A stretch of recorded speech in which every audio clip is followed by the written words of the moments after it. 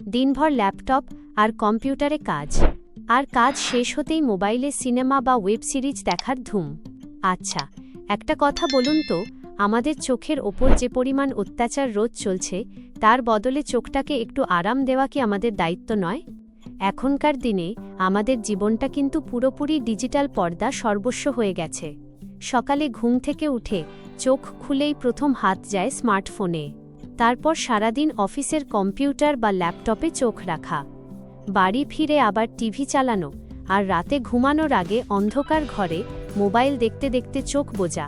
এই অভ্যাসটা কিন্তু আমাদের অনেকেরই আছে, কিন্তু চিকিৎসকেরা বলছেন চোখকে ভালো রাখতে গেলে এই অভ্যাসের পাশাপাশি কিছু সহজ নিয়ম মেনে চলা খুব জরুরি।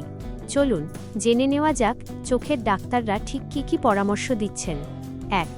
স্ক্রিন ফ্রেন্ডলি চশমা। আপনার চোখে পাওয়ার থাকুক বা না থাকুক, কম্পিউটার বা মোবাইলের স্ক্রিন থেকে বাঁচতে একটা ভালো ব্লু কাট বা স্ক্রিন ফ্রেন্ডলি চশমা ব্যবহার করুন। তবে হ্যাঁ, চশমা বানানোর আগে অবশ্যই একজন চক্ষু বিশেষজ্ঞের পরামর্শ বা প্রেসক্রিপশন নিয়ে নেবেন। 2. আলোর সামঞ্জস্য। খুব কড়া আলো থেকে চোখকে বাঁচিয়ে রাখুন। টিভি, ল্যাপটপ বা মোবাইলের ব্রাইটনেস সবসময় ঘরের আলোর সাথে সামঞ্জস্য রেখে সেট করুন। আর হ্যাঁ, স্ক্রিনটাকে চোখ থেকে সবসময় একটা নিরাপদ দূরত্বে রাখুন, একদম মুখের কাছে এনে ধরবেন না। 3. বসার জায়গা ও আলোর ব্যবহার। অনেকেই আছেন যারা ঘরের আলো বন্ধ করে অন্ধকারে ল্যাপটপে সিনেমা বা সিরিজ দেখেন। এই ভুলটা একদম করবেন না। যেখানে যথেষ্ট আলো আছে এমন জায়গায় বসে ল্যাপটপ বা কম্পিউটার ব্যবহার করুন। প্রয়োজনে মাঝে মাঝে আপনার বসার জায়গাও বদলে নিতে পারেন। 4. জলের ঝাপটা। একটানা স্ক্রিনের দিকে তাকিয়ে থাকবেন না। প্রতি আধ ঘন্টা বা 1 ঘন্টা পরপর একটু উঠে চোখে ঠান্ডা জলের ঝাপটা দিন। এতে চোখের স্নায়ুগুলো শান্ত হয় আর ক্লান্তি নিমেষেই দূর হয়।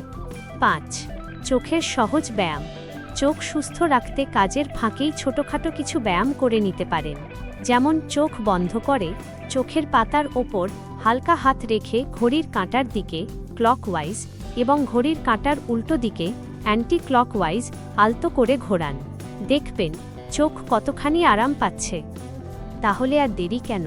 নিজের চোখের সুরক্ষায় আজ থেকেই এই নিয়মগুলো মেনে চলা শুরু করে দিন। ভিডিওটি ভালো লাগলে অবশ্যই একটি লাইক দেবেন। আর এই রকম কাজের দরকারি স্বাস্থ্য টিপস নিয়মিত পেতে আমাদের চ্যানেলটি সাবস্ক্রাইব করে রাখুন। সবাই ভালো থাকুন, সুস্থ থাকুন।